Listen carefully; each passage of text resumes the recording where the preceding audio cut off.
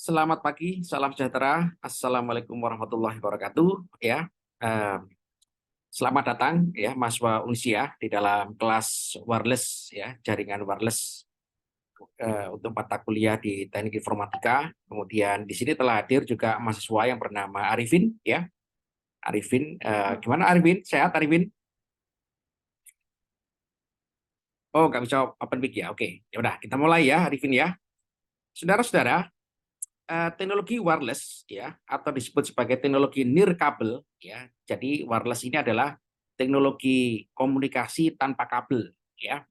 Jadi komunikasi itu ya yang telah dikembangkan oleh di dalam teknologi telekomunikasi ya. Itu memang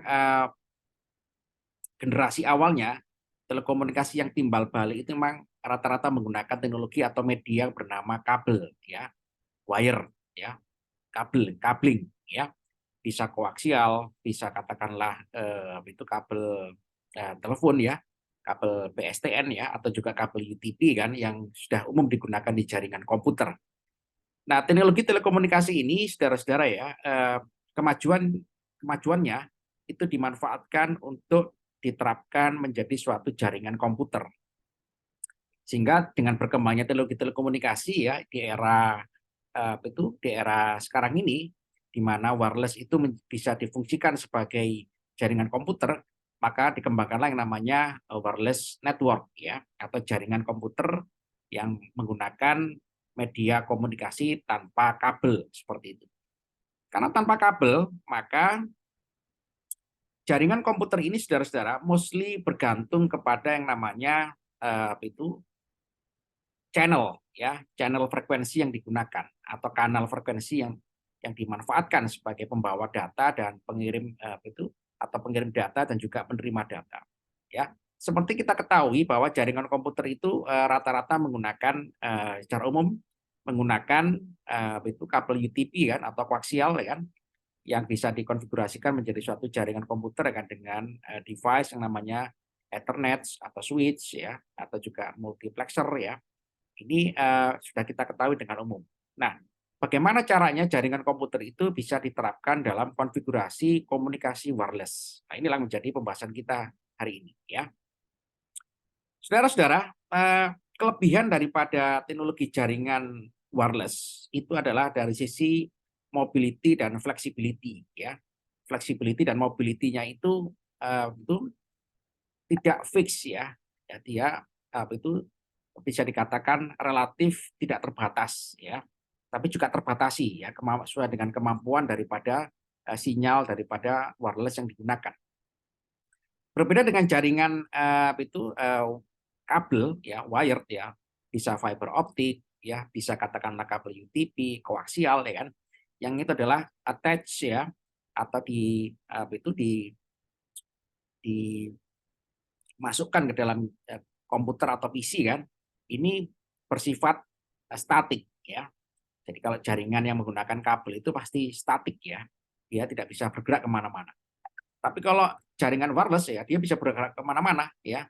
Seperti kita menggunakan HP, ini satu contoh ya kan, kita menggunakan konsep wireless ya. Nah, saudara-saudara, kedua skema ini memiliki kelebihan dan kekurangan ya. Kalau jaringan yang berbasis kabel ya, katakanlah fiber optik ya, itu kabel UTP atau koaksial ya.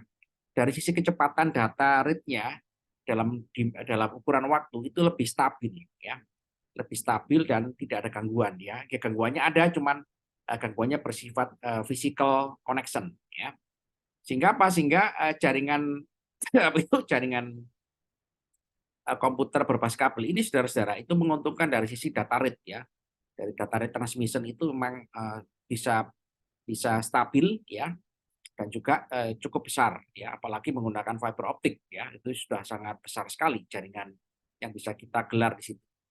Kemudian tapi kalau menggunakan wireless ya, wireless ini berarti komunikasi yang memanfaatkan media udara atau free space ya, dengan itu menggunakan atau memanfaatkan frekuensi radio sebagai pembawa atau penerima informasi ya, pembawa penerima atau pesan ya. Nah, dengan cara seperti ini, saudara-saudara, maka itu jaringan itu bisa menyentuh ya kan, ruangan atau menyentuh volume ruangan ya kan secara itu lebih lebar, ya tidak terikat dengan posisi. Sehingga posisi itu di dalam jaringan wireless bersifat ya kan independen, ya dia itu tidak terikat, ya tidak dependen seperti itu.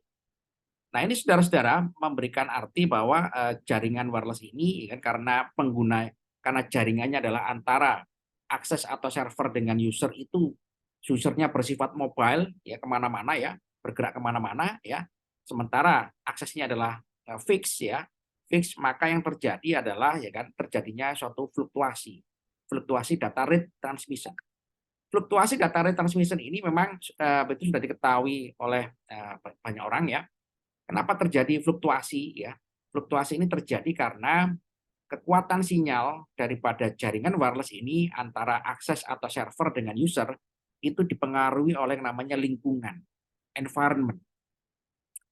Lingkungan atau environment ini adalah tempat sebagai tempat media propagasi, perambatan daripada gelombang elektromagnetik. Jadi gelombang elektromagnetik dari akses atau server ke menuju user itu merambat di dalam ruangan, ya. Karena dia merambat dalam ruangan sesuai dengan fisika gelombangnya ya, maka gelombang elektromagnetik ini yang membawa data ya atau membawa pesan dari server atau akses network ya, itu mengalami yang namanya fenomena gelombang ya. Di situ ada pemantulan, ya pemantulan karena permukaan benda ya, kemudian juga mengalami difraksi, mengalami juga ada interferensi ya, kemudian juga mengalami dispersi ya, bahkan juga dalam beberapa kasus yang apa itu, yang katakanlah bersifat mobile cepat ya, Anda misalkan menggunakan HP di jalan tol ya atau di kereta api kan, itu mengalami yang namanya efek Doppler ya, ada pergeseran frekuensi ya. Nah, fenomena-fenomena gelombang ini saudara-saudara mengakibatkan performansi sinyal ya itu menurun ya. Performansi sinyal menurun sehingga berdampak kepada transmisi data dari jaringan ke dalam ke user ya, dari akses network ke user. Ini mengalami suatu penurunan performansi. Di mana penurunan ini memang itu bisa dikompensasi dengan banyak teknik ya atau juga metode ya, tapi tetap ya kan wireless ini memiliki keunggulan dari sisi flexibility dan mobility ya. Orang menggunakan jaringan wireless ya seperti kita ini kan bisa di mana saja ya. Di dalam rumah kita bisa bergerak dari satu titik ke titik yang lain ya tanpa ada perlu mencolokkan atau menyematkan kabel jaringan seperti itu. Sehingga fluktuasi ini saudara-saudara, fluktuasi sinyal ini ya, ini berdampak kepada performance jaringan. Salah satunya adalah penurunan bit rate transmission ya, bit rate-nya menurun ya, kemampuan dia membawa data itu menurun ya. Nah inilah tantangan kita dalam teknologi wireless ya, bagaimana kita ya kan bisa menyelesaikan problema-problema seperti ini ya. Oke, saudara-saudara, itu problem yang kedua adalah adanya interferensi ya, karena jaringan wireless ini menggunakan frekuensi di daerah microwave ya, di pita kerja gelombang microwave ya, di frekuensi di ukuran gigahertz ya. Seperti kita ketahui kan wireless kita ini dimanapun ya kan rata-rata menggunakan frekuensi di atas 2 gigahertz ya. Kecuali yang untuk teknologi apa itu mobile network ya, mobile network itu ada di frekuensi antara 900 sampai sekian gigahertz ya. Jadi yang untuk wireless ini distandarkan oleh di ITU kan, International Telecommunication Unit ya, juga distandarkan oleh IEEE ya dengan nomor standar tertentu ya. Frekuensi kerja ini ditentukan. Nah, wireless ini saudara-saudara ya memiliki memiliki frekuensi tertentu. Sehingga itu wireless ini ya lebih difungsikan sebagai jaringan mikro ya. Jaringan mikro ya kan untuk katakanlah akses ya, lebih difungsikan sebagai akses network ya. Katakanlah dalam gedung, dalam rumah ya, dalam satu lingkungan yang terbatas ya, penggunanya juga katakanlah itu relatif terbatas, tidak dalam skala yang massal, maka jaringan wireless ini digunakan di situ ya. Jadi jaringan wireless ini saudara-saudara karena menggunakan alokasi frekuensi yang terbatas sehingga penggunaan wireless ya kan itu perlu juga memperhatikan faktor yang namanya interferensi ya. Apa itu interferensi? Interferensi adalah ya kan, adanya itu pertemuan dua frekuensi atau gelombang yang sama sehingga mengakibatkan terjadinya itu itu crosstalk channel ya. Artinya suatu data yang katakanlah overlapping satu sama lain seperti itu. Sehingga kalau kita menggunakan wireless ya kan kita usahakan wireless tadi itu kan frekuensinya tidak berdekatan satu sama lain ya. Saudara-saudara, teknologi wireless ini kan bisa digunakan sebagai dalam konfigurasi unicast atau juga broadcast ya. Unicast ini ya itu dia berfungsi sebagai sebagai relay ya, relay ya, menghubungkan jarak wireless yang satu dengan wireless selanjutnya. Dan kalau broadcast ya dia lebih difungsikan sebagai menyebarkan informasi ya kan ke dalam area tertentu kan untuk user di dalam jangkauan tertentu seperti itu.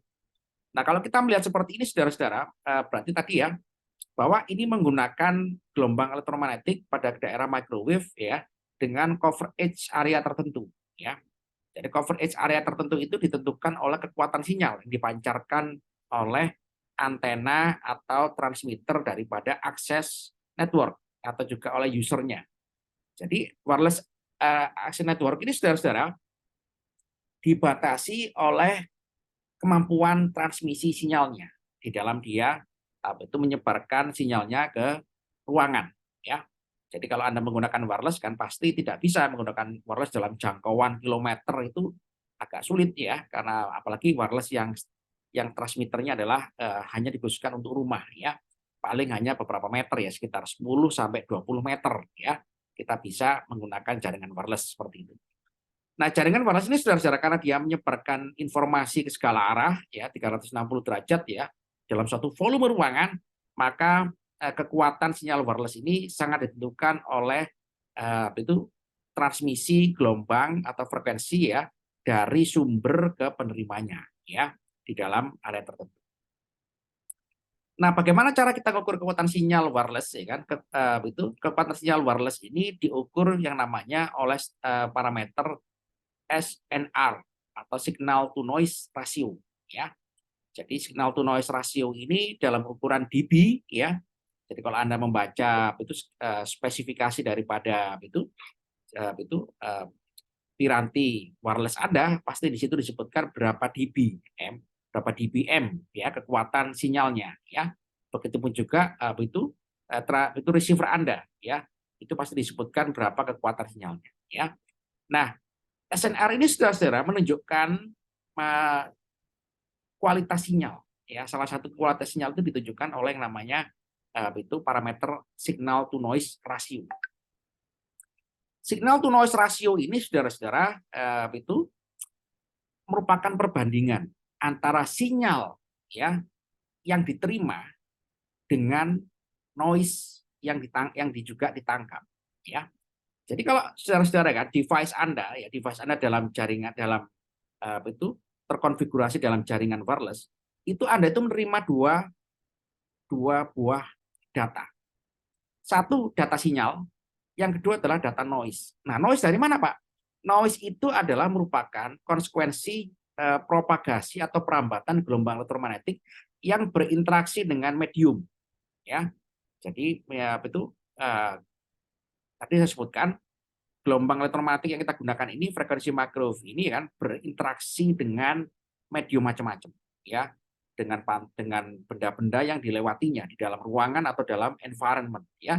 Nah, benda-benda yang dilewati ataupun juga dilaluinya ini saudara-saudara menimbulkan efek-efek polarisasi gelombang ya, bahkan juga sampai ke difraksi, sampai ke refleksi ya, sampai ke dispersi juga ya, katakanlah kalau yang itu dalam kondisi tertentu ya, itu mengakibatkan gelombang itu tidak langsung direct menuju kepada usernya langsung secara utuh, sehingga gelombang-gelombang yang mengalami fenomena tadi itu disebut sebagai noise atau gangguan sinyal.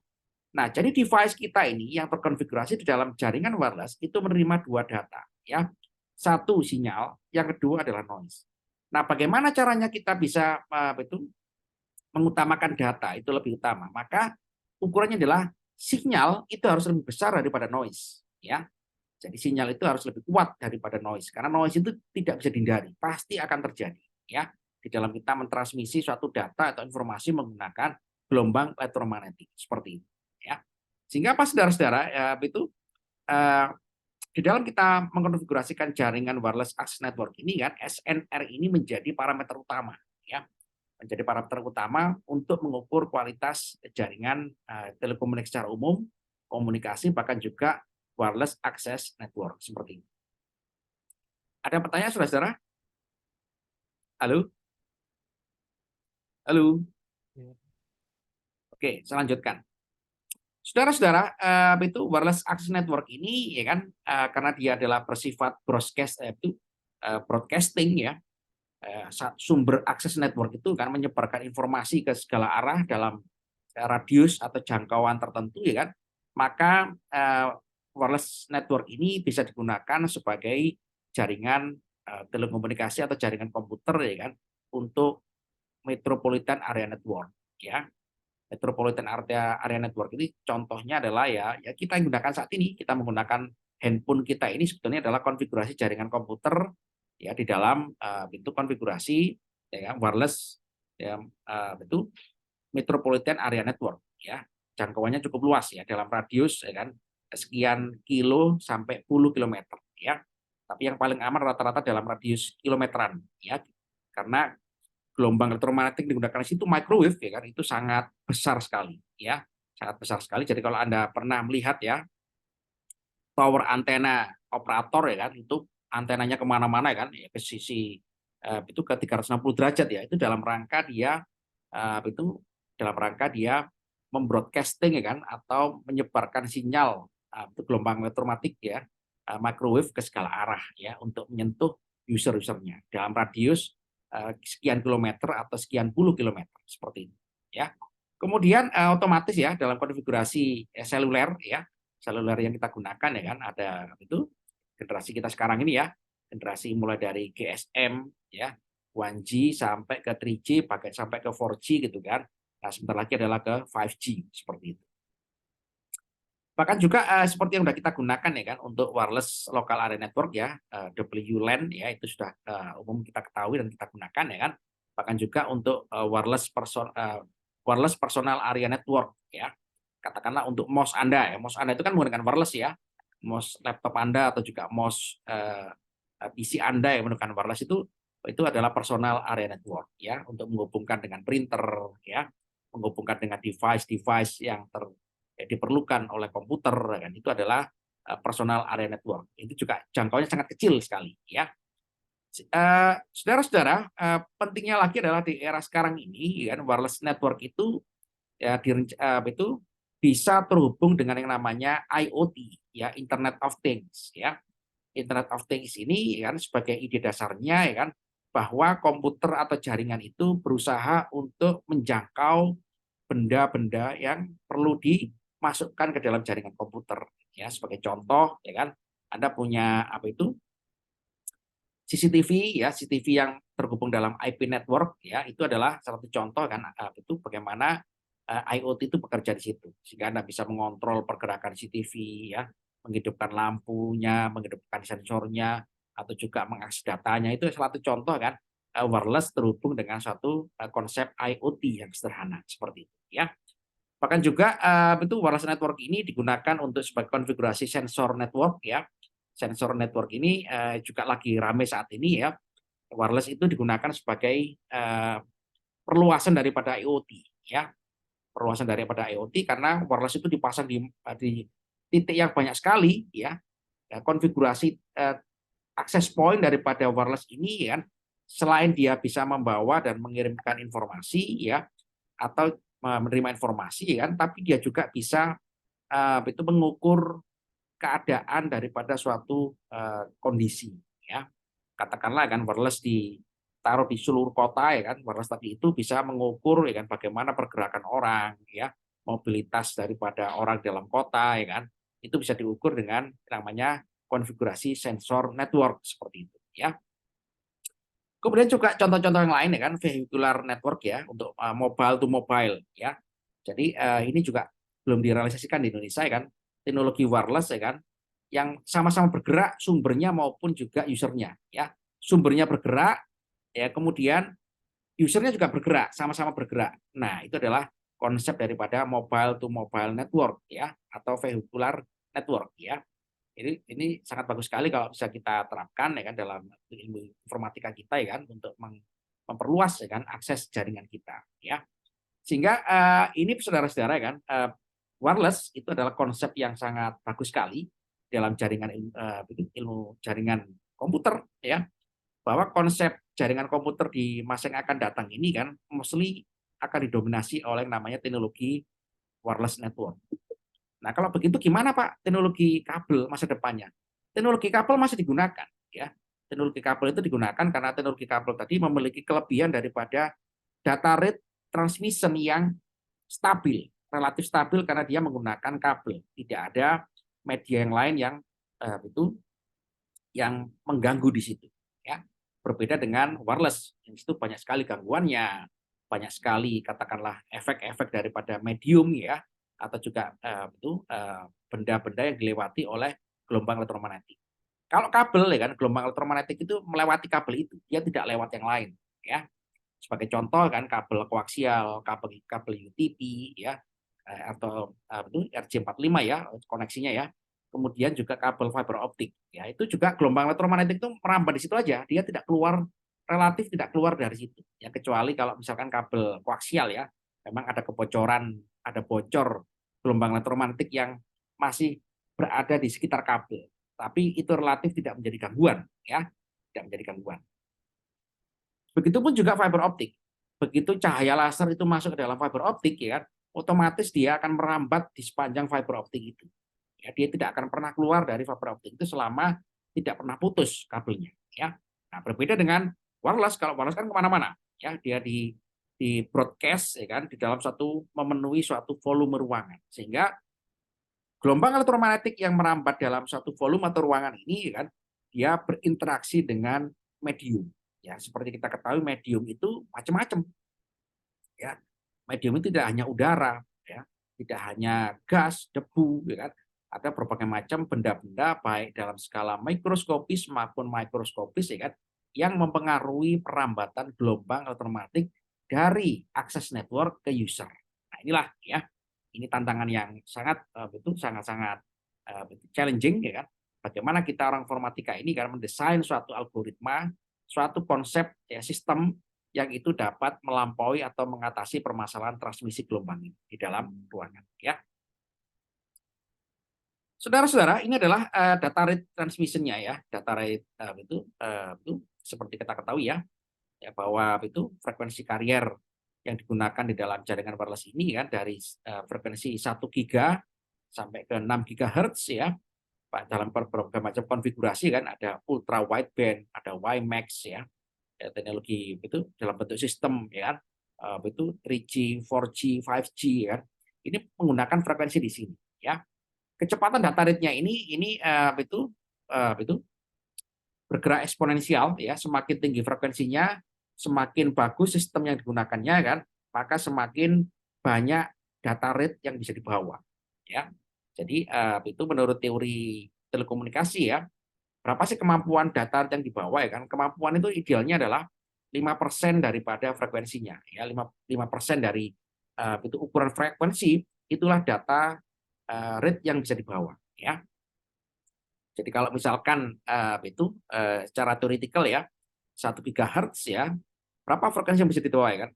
1 GHz sama dengan 1 juta hertz ya, berarti yang bisa dibawa 5%-nya ya. Berarti sekitar ya 5 megahertz ya. 5 megahertz ya betul ya, 50 megahertz yang bisa dibawa idealnya ya. Tapi itu tentu ini adalah dengan teknologi sistem ya yang sangat luar biasa ya. Di situ melibatkan teknologi coding ya, teknologi coding data ya kan, teknologi katakanlah sistem multiplexing ya, dari teknologi 1G sampai ke 5G yang kita ketahui saat ini ya. Nah, saudara-saudara, itu kemampuan daripada wireless network ini tentu ditentukan oleh kemampuan transmisi gelombangnya ya. Kemampuan transmisi gelombangnya ini ya seperti kita ketahui kan, bahwa daerah 1 GHz sampai 6 GHz ini adalah daerah microwave ya, gelombang mikro ya. Jadi dia termasuk gelombang radio, tapi gelombang radio yang lebih kecil, ya disebut sebagai gelombang mikro, ya. Walaupun ukuran gelombangnya itu sebetulnya bukan dalam ukuran mikro, ya, sekitar sekitar sentimeter, ya, sekitar sentimeter, ya. Nah, ini saudara-saudara, ya kan, dibatasi oleh kemampuan transmisinya. Kemampuan transmisi ini, saudara-saudara, kan, dengan teknologi-teknologi yang ada, ya, itu ya kan, berarti yang kecuali untuk satelit, ya. Kalau satelit itu menggunakan frekuensi yang tinggi sekali, ya, ada frekuensi Q-band, ya, ada frekuensi itu di atas frekuensi wireless ini, ya, itu bisa menempuh sekian puluh bahkan juga beberapa ratus kilometer, ya. Tapi kalau untuk wireless di terestrial seperti kita saat ini, ya, itu memang dalam ukuran orde sekian kilo sampai 10 kilometer, ya, seperti itu. Kenapa nggak bisa expand, Pak, ke dalam itu lebih dari 10 kilometer? Bisa, ya. Macam-macam tekniknya, menggunakan teknologi relay, ya, relay to relay gitu kan. Jadi tower BTS itu gitu kan, dia merelay gitu kan sinyal wireless dari dari tower satu ke tower lainnya, ya. Seperti Anda ketahui menggunakan konsepnya seluler, ya. Seluler itu adalah salah satunya adalah menggunakan konsep relay, ya, relay to relay itu communication, ya. Sehingga sinyal itu diumpankan ya kan ke relay ke tower satu ke tower selanjutnya, sehingga mengkonfigurasikan sebagai satu jaringan, ya, untuk mengekspan jaringan tadi itu, ya, dalam radius beberapa kilometer seperti itu. Saudara-saudara, ada pertanyaan? Ya, saya cek dulu ya, ada pertanyaan apa tidak ya? Oke, ya. Oh, suaranya putus-putus ya, suaranya. Halo, halo, Pak, bisa dijelaskan ulang yang suara saya bagian tengah putus-putus. tadi soalnya? Halo, Ya, halo Pak. oke, oke. Sudah Pak, jelas, saudara-saudara? bisa diulang yang sebelumnya tadi Pak, soalnya tadi ada putus-putus. Oke, ya, ya, ya, oke. Ulang lagi ya. Saudara-saudara, itu kemampuan wireless network itu dibatasi oleh kemampuan transmisi gelombangnya, ya.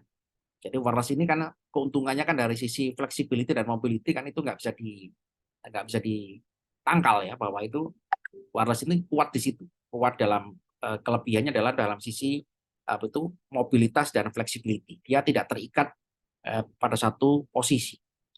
Sehingga apa, saudara-saudara, wireless ini sebetulnya dibatasi oleh kemampuan transmisinya, ya. Seperti kita ketahui kan, transmisinya itu di kekuatan dia memancarkan sinyalnya. Sinyal apa, Pak? Sinyal gelombang elektromagnetiknya. Karena ini adalah menggunakan frekuensi microwave, maka frekuensi microwave itu ada batasnya, ya. Ada batas kemampuan transmisinya, ya. Berapa, Pak? Ya antara 1 kilo sampai sekian puluh kilometer, ya. Kenapa, Pak, nggak bisa ditambah lagi? Bisa, ya, ditambah lagi dengan yang namanya konsep relay to relay communication network, ya. Jadi konfigurasi antar relay, ya.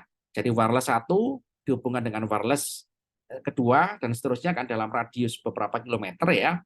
Itu dia menerima dan mengumpan ke relay selanjutnya. Jadi relay to relay, ya. Sembari dia juga membroadcast atau mengakses user di sekitar titiknya, ya, titik itu pusat itu broadcastnya. Dengan cara seperti itu, saudara-saudara, maka itu wireless itu bisa ditambah, ya, kemampuan transmisinya atau jangkauan transmisinya itu bisa ditambah untuk menjangkau user atau juga mengekspansi akses network seperti itu, ya. Nah, ini saudara-saudara memang itu sudah menjadi tipikal, ya, itu wireless, ya, menggunakan microwave, ya kan, dia dibatasi oleh kemampuan transmisi gelombangnya, ya. Nah, berapa sih kemampuan transmisi gelombangnya gitu kan? Maka ini adalah dissipation power-nya, ya. Disipasi powernya itu kan itu dalam radius 1 miliwatt, ya. Mohon maaf ya, dalam daya 1 miliwatt hingga 10 watt, ya. Bahkan juga ada yang beberapa puluh bahkan ratus watt, ya. Itu gelombang microwave, ya.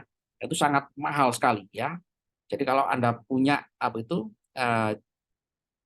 wireless di rumah itu ukurannya mungkin sekian miliwatt, ya, sekian miliwatt, ya kan, supaya itu dia tidak terlalu besar, ya, gelombang elektromagnetiknya. Pak, kalau kita besarkan gimana, Pak? Ya kalau besarkan berbahaya, mengganggu jaringan wireless yang lain di tetangga Anda, ya, di antar lantai gitu, sehingga ini harus didesain ya jaringan wireless itu untuk berapa radius meter ya.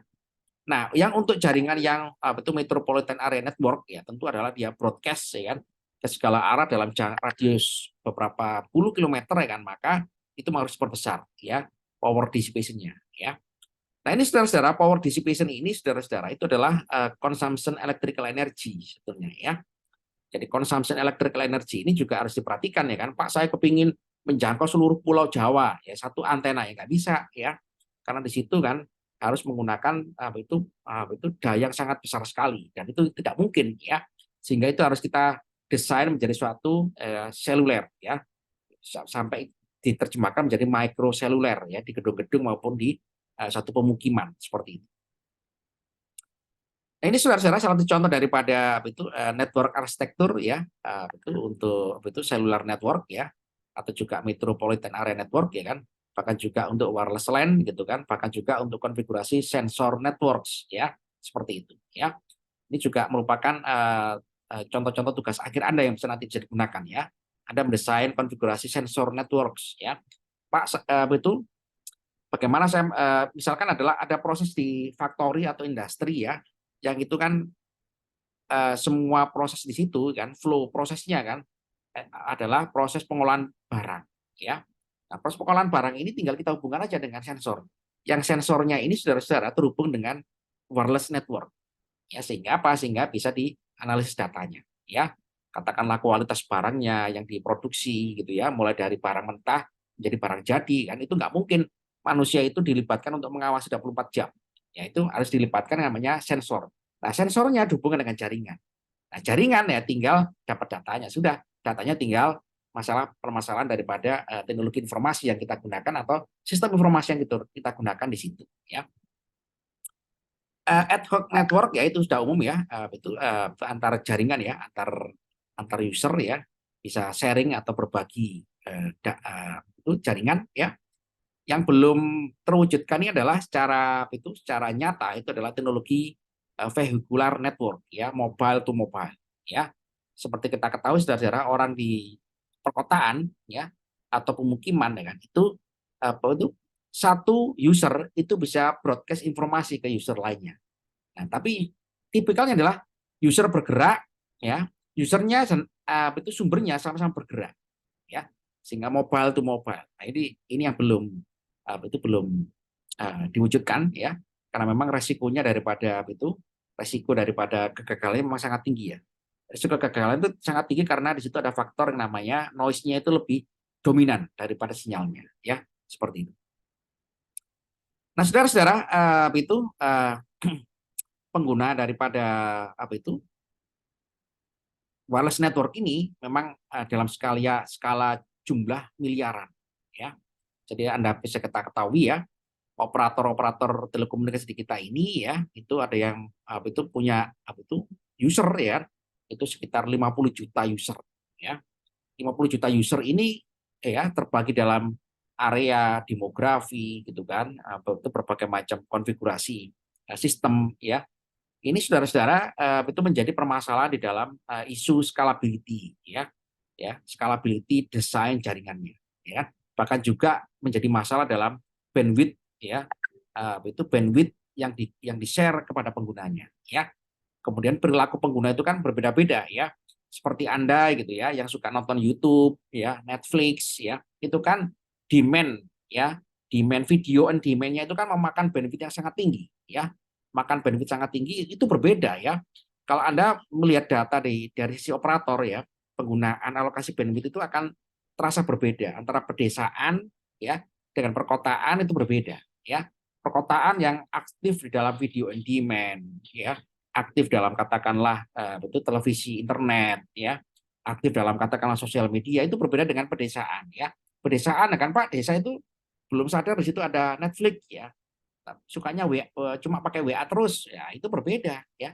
Sehingga apa ini juga menjadi isu di dalam bandwidth itu allocation ya, seperti itu. Saudara-saudara, itu ada pertanyaan saudara-saudara, silakan. Silakan. Nah, saudara-saudara, itu tadi sudah saya sebutkan ya sebelumnya kan bahwa permasalahan WiFi atau wireless network itu adalah permasalahan transmisi gelombang ya. Jaringan ilmu jaringan komputer itu relatif tidak jadi masalah di situ ya.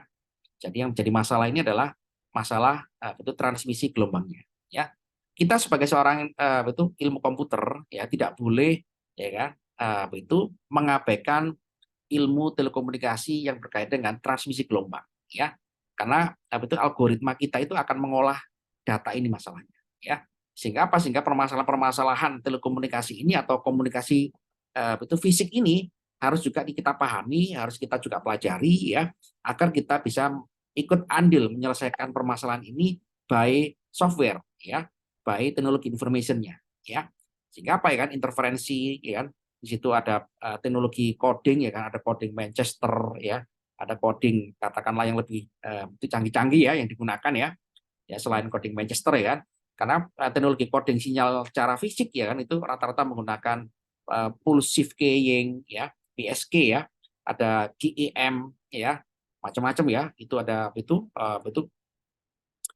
kuadratur kan, amplitude modulation ya, KEM ya kan, dan teknologi macam-macam. Yang itu semua adalah rata-rata adalah sinyal processing ya, pengolahan sinyal elektronik ya. Tapi itu juga bisa kita kerjakan by software seperti itu ya. Oke, saudara-saudara, itu tantangannya adalah itu di dalam wireless network ini tadi sudah sebutkan ya bahwa itu jaringan akses network ini ya punya potensi yang sangat besar di masa yang akan datang ya, karena dia itu lebih menjangkau user ya, lebih dekat dengan user ya kan, dengan kondisi user yang random ya, tidak fixed station ya, sehingga user itu ya bisa di mana saja, dia tidak terikat oleh posisi daripada jaringan ya. Bahkan juga di masa yang akan datang ini atau juga sudah berjalan saat ini adalah masa depan akses internet kita ini tidak lagi ke operator. Kemana, saudara-saudara? Anda tahu? Ada yang tahu? Ada yang tahu? Nah, teknologi akses internet kita ini di masa saat ini atau juga masa yang akan datang itu adalah internet from the space ya. Internet from the space ini kan sudah dimulai oleh Elon Musk ya, menggunakan Starlink ya. Jadi di atas permukaan bumi ini ya, Elon Musk itu membuat jaringan wireless ya, wireless satelit ya. Yang satelit ini melingkupi seluruh permukaan bumi, yang di bawahnya ada usernya. Ya inilah itu masa depan internet kita ya, karena di situ kelebihannya adalah wireless itu lebih powerful kan dalam menjangkau user secara langsung ya, dari itu Amerika langsung ke satelit, satelit langsung ke usernya langsung ya, sehingga apa, sehingga routingnya itu lebih ringan ya, berbeda kalau Anda saat ini melakukan routing ya kan, coba Anda cek ya kan, internet Anda itu sumbernya dari mana. Kalau Anda routing gitu kan ya, Anda routing kan 10 IP ke belakang Anda ini kan, itu Anda itu diketahui, Anda mengetahui kan hubnya di mana saja. Oh, hubnya dari sini, dari sini, dari sini, dari sini kan, sampai ke Amerika seperti itu ya. Ya oke, saudara-saudara, ada pertanyaan sebelum kita akhiri? Oke, kalau tidak ada ya kan, maka kita lanjutkan minggu depan ya. Insya Allah kita diskusi dalam forum LMS ya. Kemudian nanti akan saya jelaskan akan parameter-parameter daripada WiFi lainnya ya. Bahkan juga nanti kita lakukan simulasi jaringan WiFi kan menggunakan simulator ya, supaya Anda juga dapat melakukan itu simulasi atau pengukuran performansi jaringan wireless ya. Katakanlah in the case of WiFi deh yang paling gampang ya. Oke, terima kasih saudara-saudara. Selamat pagi, selamat belajar ya. Jika ada pertanyaan Anda bisa mengajukan di LMS ya, di forum ya. Video rekaman ini akan saya unggah di LMS ya. Sekian dari saya. Terima kasih ya. Di sini ada Arifin, Fikri, ada Kevin, ada Feby ya. Insya Allah kita ketemu lagi ya. Selamat pagi. Assalamualaikum warahmatullahi wabarakatuh. Waalaikumsalam. Terima kasih, Pak. Ya, sama-sama.